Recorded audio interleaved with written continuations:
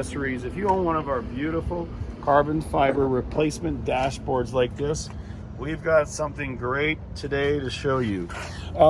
Many people have mentioned not liking the gray trim in the car, so we just finished our tooling for our brand new carbon fiber dashboard replacement end caps.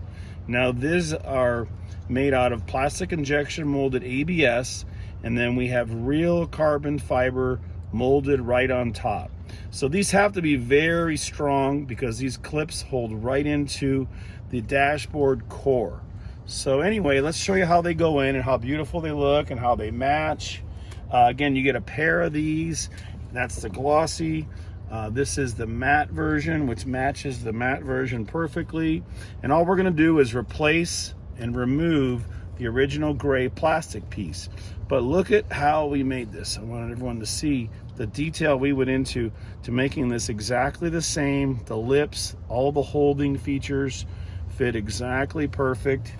And now all you have to do to take it out is you need to put pressure on the end cap. You've already done this if you've bought our dashboard, of course, but you need to use a pen and push like right here. You just want to protect, obviously, the plastic. You don't want to chip it or mark it. And you're going to put pressure from the point right here at this point and just push out.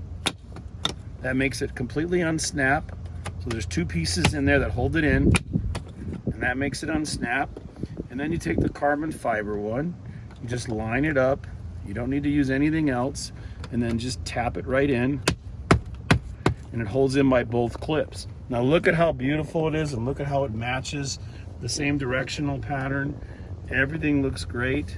Now we're going to do the other side, but again, you have a choice of glossy or matte depending on which dashboard you have, and we think it just makes it fit and wrap around a little better. Makes it look more original and factory.